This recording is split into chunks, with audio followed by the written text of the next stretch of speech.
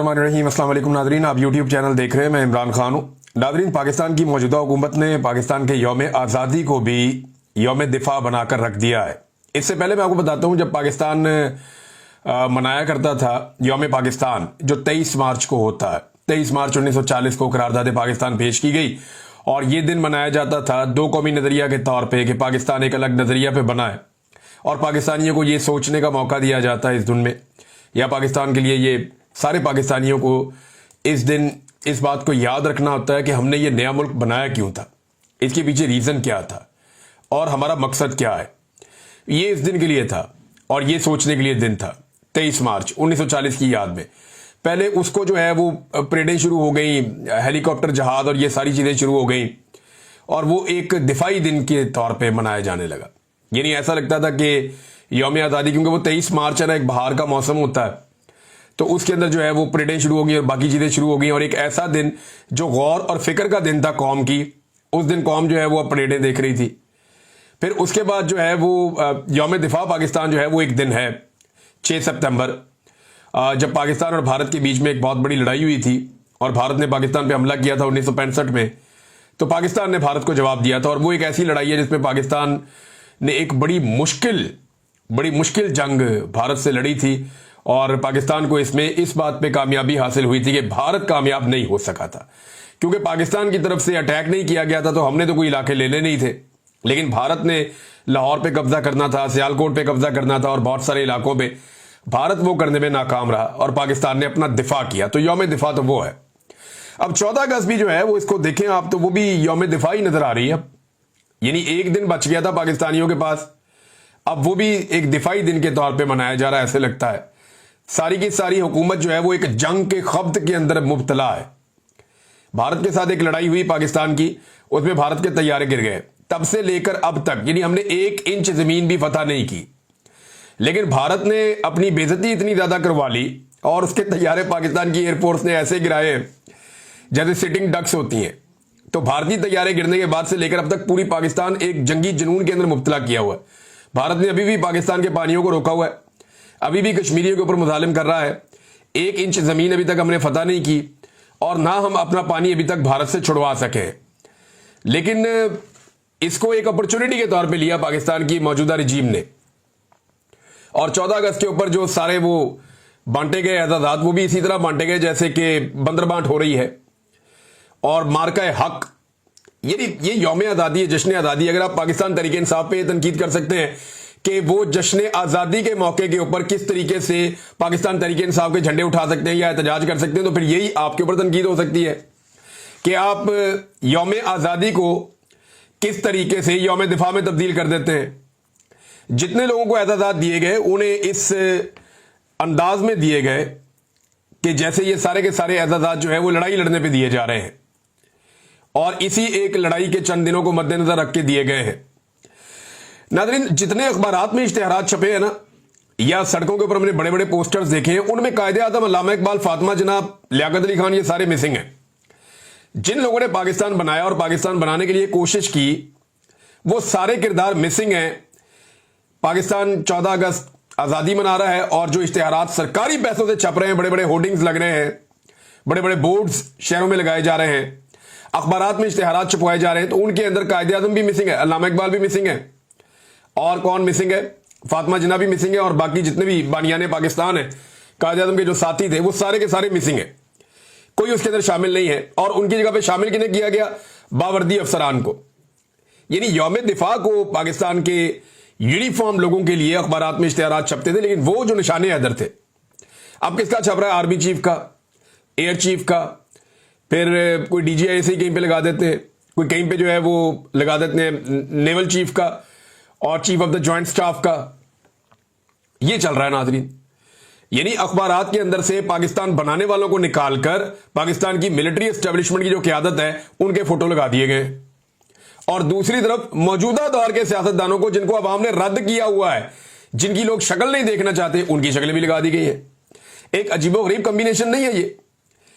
आपने कभी एक चीज पे गौर किया है कि सियासतदानों के पास बहुत सारे ऐसे चेहरे हैं जिनकी शक्लें वो लगा सकते हैं? मिसाल के तौर पे सियासतदान चाहें तो कायद आज़म की फोटो लगा सकते हैं, वकला चाहें तो आसमा जहांगीर की फोटो लगा सकते हैं और बहुत सारे वकला उनकी लगा सकते हैं। जजेस चाहें तो बड़े बड़े जज गुजरे हैं पाकिस्तान की तारीख में, उनकी तस्वीरें लगा सकते हैं।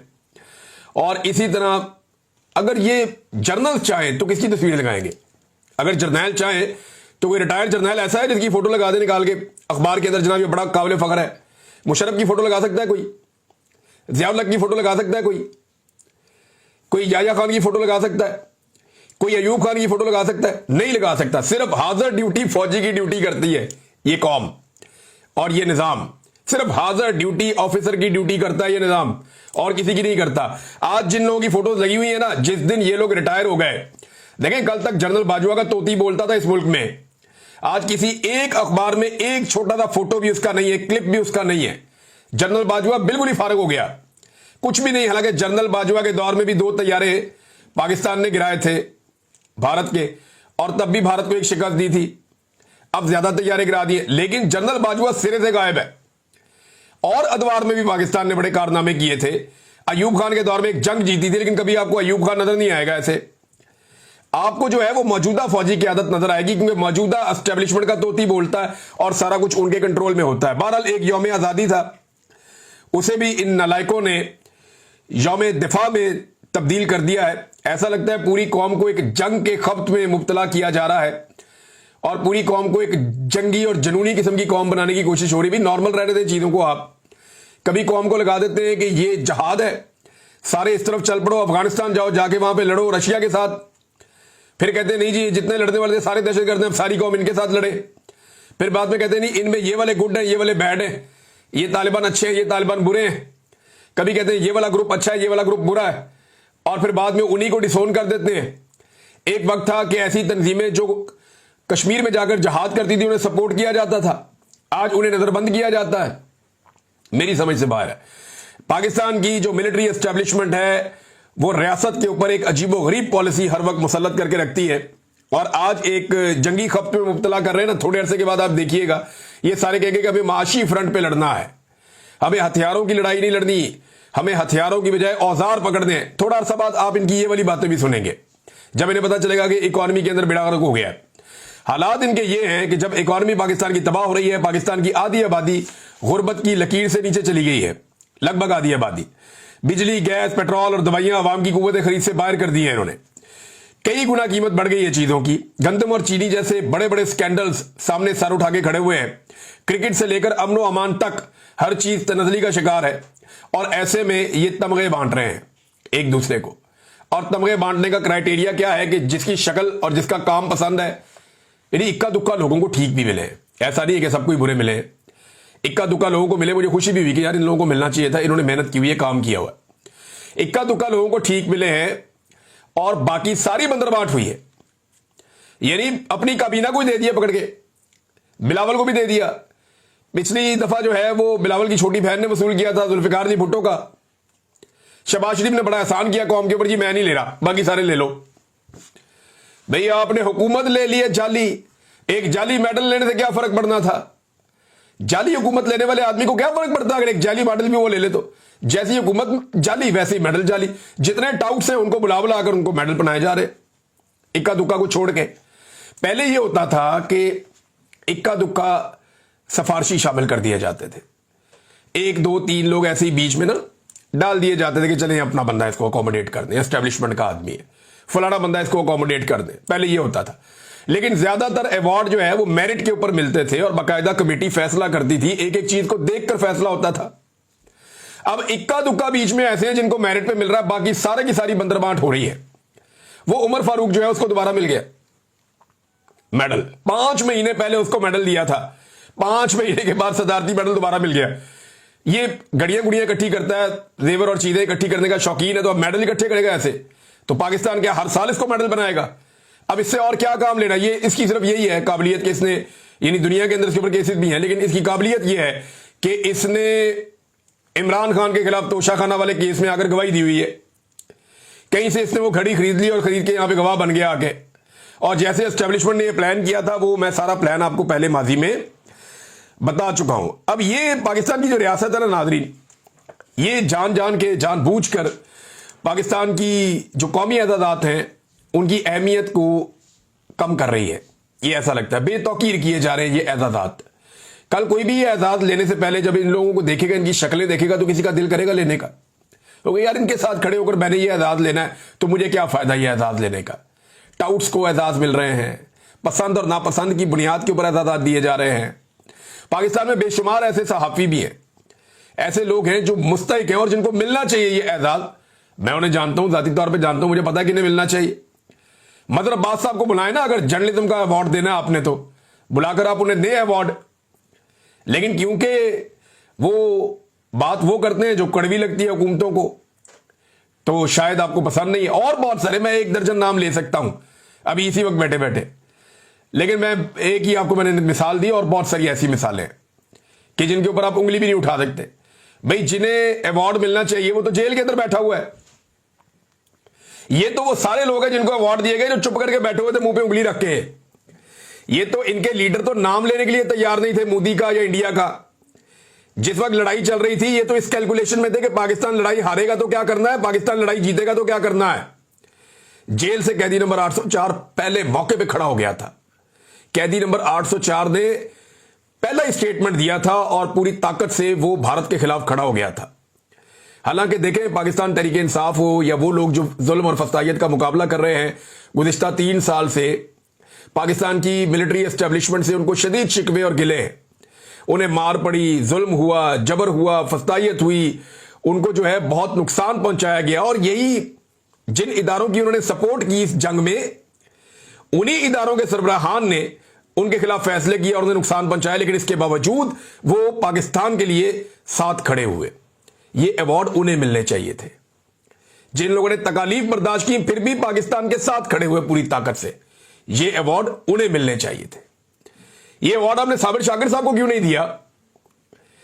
क्योंकि वो पाकिस्तान के साथ खड़े हुए पूरी ताकत से, और उस वक्त खड़े हुए जब वो 3 साल से जिलावतनी की जिंदगी गुजार रहे हैं। इमरान खान को क्यों नहीं दिया जो कैदी है, जेल के अंदर है, जुल्म बर्दाश्त कर रहा है, अपने मुंह से कहता है कि फील्ड मार्शल आसिम मुनीर की वजह से मेरे साथ ये सब कुछ हो रहा है, और वो आदमी भी पूरी ताकत से पाकिस्तान के साथ खड़ा हुआ इंडिया के मुकाबले में। अवार्ड तो देना उसका बनता था कि यार देखो, इसने उन लोगों को सपोर्ट किया जिन्होंने इसको तकलीफ दी और इससे नफरत की, लेकिन ये जाती इख्तलाफात को भुलाकर पाकिस्तान के लिए खड़ा हुआ। और उस वक्त खड़ा हुआ जब नवाज शरीफ, जरदारी, ये बिलावल, ये सारे ये मुंह पे उंगली रख के बैठे हुए थे, ये तो बात ही नहीं करते थे। कितने दिन तक तो हम इनको, बाप बेटी को और बाकी सारों को हम गैरत दिलाते रहे कि खुदा का नाम है, कोई एक जुमला ही बोल दो। वहां ये बोलने का नाम नहीं लेते थे। अब ये अवार्ड इकट्ठे करते फिर रहे हैं, आप अंदाजा कीजिए। नाज़रीन, एक इख्तियार दे दिया गया पाकिस्तान की फोर्सेस को, और ये बड़ा खतरनाक इख्तियार है जो अब दिया गया है। इसके हवाले से जो खबर है मैं आपके साथ शेयर करता हूं। शक की बुनियाद पर किसी भी शख्स को 3 माह के लिए कैद किया जा सकता है। यानी सिक्योरिटी फोर्सेज उन्हें शक हो गया ये बंदा ठीक नहीं है, चुप को अंदर करो। अब 3 महीने तक उस बंदे का कोई वाली वारिस नहीं है, 3 महीने इसको अंदर रख सकते हैं, और 3 महीने के बाद ये कहें जी वो ठीक है, शक था। भाई 90 डेज उस आदमी की जिंदगी के आप खा गए हैं। आप उसने कैद के अंदर आपने उसको डाल दिया है, उसकी सारी जिंदगी आपने तबाह कर ली है, उसके ऊपर आपने एक ठप्पा लगा दिया है। किसी को भी उठाएंगे और अंदर डाल देंगे। यहां तो पाकिस्तान के अंदर तमाम कवानीन को अपने सियासी मुखालिफिन को कुचलने के लिए इस्तेमाल किया जाता है। अब ये शहबाज हुकूमत ने किया ये कारनामा, और याद रखिएगा ये सारी चीजें इनके गले पड़ेंगी। और 14 अगस्त के मौके के ऊपर जब आजादी का दिन है, इंसानों को कैद करने का एक घटिया और ड्रैकोनियन किस्म का लॉ ये लोग लेकर आए हैं। शायद अब इसकी तफसील मैं आपको बताया दूं, ये एक्चुअली है क्या। इसके ऊपर जो एक राय दी है सेनेटर मुश्ताक अहमद खान साहब ने, वो ये कहते हैं शहबाज हुकूमत की इंसदादे दहशतगर्दी तरमीमी एक्ट का खौफनाक कानून कौमी असम्बली से पास करने की मजम्मत करता हूं। यह कानून के नाम पर लाकानूनियत है, यह शहरियों की आज़ादी छीनना है, आज़ाद शहरियों को गुलाम बनाने का कानून है, यह ब्लैक लॉ ड्रैकोनियन कानून है। इससे पूरा पाकिस्तान एक कैद खाने में बदल जाएगा। इस कानून से police, FC, security forces, intelligence इदारों को गैर मामूली अंधे इख्तियारात हासिल हो गए हैं। इससे जबरी गुमशुदगी और इंसानी हकूक की खिलाफ वर्जियां बढ़ जाएंगी। ये आजादी इज़हार राय और प्रेस की आजादी को भी मजीद सुकेड़ देगा। 14 अगस्त के मौके पर शहबाज और जरदारी हुकूमत का यह इकदाम शर्मनाक है। शक की बुनियाद पर पुलिस, एफसी, फौज, इंटेलिजेंस इदारे किसी को भी 3 माह तक कैद कर सकेंगे। यह जबरी गुमशुदगी को कानूनी जवाब फराहम करने का एक तरीका है किसी को भी उठाओ, जबरी तौर पे लापता करो, गायब कर दो। अब तो ये लॉ एंड ऑर्डर के नाम के ऊपर जिसको मर्जी उठा लेंगे। सियासी मुखालिफिन को कुचलने का एक नया रास्ता इन्हें मिल गया है। वैसे भी सियासतदानों की औकात रह क्या गई है। यहां पे एक शेर अरबाब अली हैं, मेंबर कौमी असम्बली, पाकिस्तान तहरीक इंसाफ से इनका ताल्लुक है। इन्होंने एक एक्सपीरियंस शेयर किया गुज़िश्ता रात का, जो इनके साथ हुआ। जब इन्होंने बताया, वैसे है तो बड़ी काबिल शर्म बात है, लेकिन मैं आपको पढ़ के सुनाता हूं कि इनके साथ क्या हुआ। वो कहते हैं जी कि रात 1 बजे के करीब वो पार्लियामेंट लॉजेस से निकले तो प्रोटोकॉल लगा हुआ था। पुलिस ने उनको रोक लिया। जब इन्होंने पूछा कि प्रोटोकॉल किसका है, तो इनको पता चला कि सर्विसेज चीफ का प्रोटोकॉल लगा हुआ है, यानी एयर चीफ, आर्मी चीफ, ये सारे जा रहे हैं। 15 मिनट तक कहते जी हमें वहीं पे प्रोटोकॉल के लिए रोका गया। बतौर MNA मुझे ये अजीब लगा। बुरा लगता है कि आप इतने लाखों लोगों के नुमाइंदे हैं और आपको खड़ा कर दिया जाए सरकारी मुलाजमीन के लिए, तो बुरा तो लगता है। लेकिन जब मुझे वार्डन ने यह बताया कि आपके साथ वजीर दिफा भी अपने मातहत सर्विसेज चीफ के प्रोटोकॉल के इंतजार में खड़ा है, तो फिर उन्होंने कहा जी मेरे दिल को तसल्ली हुई। यानी जब मुझे यह बताया कि आपके साथ वजीर दिफा भी खड़ा है। अब ख्वाजा आसिफ साहब की गैरत पता नहीं कहां जाती है उस वक्त जब वो अपने मातहतों के प्रोटोकॉल के लिए सड़क के ऊपर खड़े हो जाते हैं और वहां पे रुल रहे होते हैं। ये पड़ी इनकी सिविलियन सुपरमेसी। तो उन्होंने कहा जी मेरी शर्मिंदगी काफी कम हो गई। 80 के करीब फौजी गाड़ियों के झुरमट में 4-5 प्रोटोकॉल की गाड़ियां हमारे सामने से गुजर गई। तो नादरीन, ये है पाकिस्तान की सूरत हाल और सिविलियन सुपरमेसी की सूरत हाल। ख्वाजा आसिफ साहब की तो औकात इतनी रह गई, अब शिकायतें ही लगाते रहते हैं। बस फौज को शिकायतें लगाने वाले बच्चे का रोल रह गया ख्वाजा आसिफ का। यानी कहते हैं PTI की पुरतशद्दुद सियासत है और ये मुतशद्दद सियासत कर रहे हैं। 14 अगस्त पे भी कहा वो डंडे टुंडे मारे उन्होंने किसी को, या किसी जगह पे गोलियां चलाई हैं पाकिस्तान तहरीक इंसाफ ने। अब मुझे ऐसा लगता है कि ये फोबिया का शिकार हो गए इमरान खान के मुखालिफिन। कोई इमरान खान का नारा लगाता है, इनको लगता है तशद्दुद हो रहा है। कोई पाकिस्तान तहरीक इंसाफ का झंडा उठाता है तो इनके ऊपर तशद्दुद हो जाता है। ये इन चीजों से ज़हनी तौर पे टॉर्चर इनको होता है और इन्हें तकलीफ होती है कि आज हमने सब कुछ करके देख लिया, तब भी इमरान खान का झंडा भी उठा लेते हैं लोग, PTI का, उसका नारा भी लगा लेते हैं। फिर लोग इमरान खान की मकबूलियत में भी इजाफा हो रहा है। तो ये चीज इनको टॉर्चर करती है। तो इस किस्म का तशद्दुद है। तो फिर ये तो पुरतशद्दुद सियासत ही हुई कि जब तक वो अपना झंडा उठाई रखेंगे, जब तक कि वो इस निजाम से लड़ते रहेंगे, तो इनके ऊपर टॉर्चर होता रहेगा। मुझे तो ऐसा लगता है कि किसी दिन अगर इमरान खान साहब ने यह कह दिया ना कि पाकिस्तानी पाकिस्तान का झंडा उठाकर निकलें, तो शायद पंजाब पुलिस या पाकिस्तान की पुलिस और फोर्सेस पाकिस्तानियों से पाकिस्तान का झंडा भी छीनना शुरू कर देंगी। यानी अगर इमरान खान कहे कि आप सब ने पाकिस्तान का झंडा उठाकर निकलना है, तो बहुत मुमकिन है कि पाकिस्तान की कौम से पाकिस्तान का झंडा भी छीनने की कोशिश शुरू हो जाए और पाकिस्तान की फोर्सेस इस काम पे लग जाएं। क्योंकि जो भी इमरान खान कहता है उससे इन्हें तकलीफ होती है और उससे ये एक अजीबोगरीब अज़ियत पे चले जाते हैं। नादरीन, 2 चीफ जस्टिस के हवाले से खबर है, एक सुप्रीम कोर्ट के चीफ जस्टिस और एक खबर है इस्लामाबाद हाई कोर्ट के चीफ जस्टिस के हवाले से। बड़ी मज़ाहिया खबर है, लेकिन सुप्रीम कोर्ट के चीफ जस्टिस की खबर पहले लेते हैं। याया अफरीदी ने कमेटी इजलासों की कार्रवाई को पब्लिक कर दिया है। उसमें कम से कम ये तो पता चला कि जो 26वीं आईनी तरमीम है उसके बारे में फुल कोर्ट क्यों नहीं बुलाया जस्टिस याया अफरीदी ने। अब जरा उनकी मंतक आप सुने। ये मरियम नवाज खान साहिबा ने इसको लिखा और इसके साथ डॉक्यूमेंट भी है। और चीफ जस्टिस पाकिस्तान के तौर पर 26वीं तरमीम पर फुल कोर्ट इजलास बुलाना जरूरी नहीं समझता कि माजी की तरह इससे पब्लिक को सुप्रीम कोर्ट पर बातें बनाने का मौका मिलेगा और जजेस के दरमियान हम आंगी भी मुतासिर होगी। एक क्या जज जो है ये दूध पीते बच्चे हैं जो आपस में इनकी हमांगी खराब हो जाएगी। भाई कौम से इतनी भारी तनख्वाहें लेते हैं, जब कोई मसला आपके सामने आता है तो उससे भागने के बजाय बैठ के उसका सामना करना होता है। नहीं जी नहीं, इस मसले को हमने इसलिए फेस नहीं करना कि हमारी हमांगी आपस में खराब हो जाएगी। क्यों जी? ये तो वही बात हो गई कि कबूतर जो है बिल्ली को देखकर आंखें बंद कर ले कि जनाब क्योंकि ये मसला जो है इससे हमारे आपस के ताल्लुकात खराब हो सकते हैं, लिहाजा ये कौमी मसला जो है इसको हमने देखना ही नहीं है। अंदाजा करें आप। और दूसरा कह रहे हैं पब्लिक को बातें बनाने का मौका मिलेगा। और भाई जमहूरियत है पाकिस्तान में, आप ठीक करेंगे लोग ठीक कहेंगे, आप गलत करेंगे लोग गलत करेंगे। अदलिया को इस बात की फिक्र कब से होने लगी कि पब्लिक बातें बनाएगी? भाई अदलिया का इससे क्या लेना देना है? आपने सिर्फ इंसाफ करना है। इसलिए कहते हैं ना कि कानून अंधा होता है, वो ये नहीं देखता कि सामने कौन खड़ा है। या इसके असरात क्या होंगे? कानून ये देखता है कि इंसाफ होना चाहिए। चीफ जस्टिस की बात आप सुने। इससे पहले नादरी ने खिताब किया था इस्लामाबाद में, जो चीफ जस्टिस लाकर बैठाए गए हैं, वहां लाहौर हाई कोर्ट से उठाया, 15वें-16वें नंबर से लाके यहां पे चीफ जस्टिस बना दिया। तो जब उन्होंने अंग्रेजी में खिताब किया, लोगों ने बहुत मजाक उड़ाया। तो मैंने सोचा कि चलो, हमारी कौमी जबान नहीं है, सलाहियत तो होगी कोई ना कोई इस शख्स में कि इन्हें चीफ जस्टिस यहां पे इस्लामाबाद हाई कोर्ट का लाकर लगाया गया है। तो मैंने ये मार्जिन रखा कि हमारी कौमी जबान नहीं है तो कोई अच्छा नहीं भी बोल सकता, बात औकात इससे कोई फर्क नहीं पड़ता। लेकिन जब उन्होंने उर्दू में बात की तो पता चला ये तो उर्दू में भी फारग है। यौम आज़ादी के मौके पे वो भी तारीफें कर रहे थे और जंग की बातें कर रहे थे। यानी ये चीफ जस्टिस का क्या काम है जंग की बातों के साथ? भैया आपने बात करनी है, आप पाकिस्तान की बात करें, आज़ादी की बात करें, खुद मुख्तारी की बात करें, कानून और इंसाफ की और आइन की बात करें। वो भी जंग के खब्त में, मैंने कहा ना, पूरी कौम को जंग के एक खब्त के अंदर इन्होंने मुब्तला कर दिया जानबूझ के। हालांकि कौम को इससे अभी कोई सरोकार नहीं है। कौम ये कहती है कि उन्हें उनके हुकूक कब वापस किए जाएंगे। जनाब इन्होंने कहा लोहा पिघलाई हुई दीवार, ये तो मैंने आज तक मिसाल सुनी नहीं। बहुत अजीब उर्दू बोली है, बड़ी बेरब्त किस्म की उर्दू बोली है। कोई एक जुमला जो है वो पूरा सही तरह से वो अदा नहीं कर पा रहे थे जितनी मैंने सुनी है। ये हालत है जिस शख्स को chief justice Islamabad high court लाकर लगाया गया है।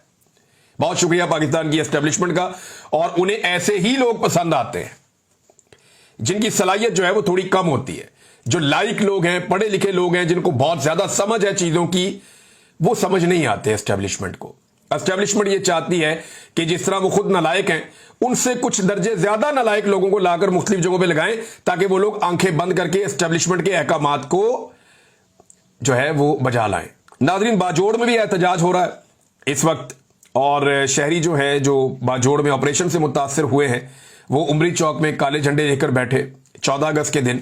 आरफ हलवी साहब का एक पैगाम है, वो आपको सुनाता हूं इस वीलॉग के आखिर में, और फिर नेक्स्ट वीलॉग में आपसे बातचीत होगी। और क्योंकि अभी हम जाएंगे 8 बजे मैनचेस्टर में, सब इकट्ठे होंगे और एक विंसलो रोड है, वहां पे हम लोग यौम आज़ादी की तकरीब अपने दोस्तों के साथ हम इंशाल्लाह मनाएंगे 8 बजे विंसलो रोड पे। तो नाज़रीन, आरिफ अलवी साहब ने कहा अपने जो एक ट्वीट है उसके अंदर, उन्होंने कहा कि जश्न आज़ादी मुबारक मेरे प्यारे हमवतनों, कैदी नंबर 804 को भी ये दिन मुबारक हो। हमारा लीडर कायदे आजम के बाद हमारा सबसे अजीम कायद आज भी दो कौमी नजरिए की जंग लड़ रहा है। ए वतन के बासियों, तुम पूछोगे ये कौन सी नई जंग है? सुनो, पाकिस्तान आज भी दो कौमों में तकसीम है।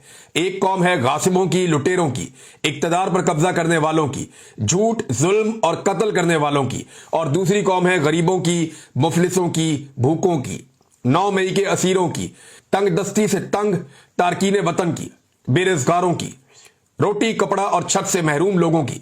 मेरे हमवतनों, हकीकी आजादी का ख्वाब सिर्फ इमरान खान पूरा करेगा। पुरअमन जद्दोजहद जारी रखो। अल्लाह की नुसरत मेरे नबी सल्लल्लाहु अलैहि वसल्लम के सदके हमारे साथ है। वो दिन दूर नहीं जब तुम सचमुच आजाद होगे। ये जनाब आरिफ अलवी साहब का ट्वीट है। आखिर में उन्होंने लिखा इमरान खान को रिहा करो। नाज़रीन, बहुत शुक्रिया आपका, अपना ख्याल रखिएगा, अपने चैनल का भी। अल्लाह हाफ़िज़।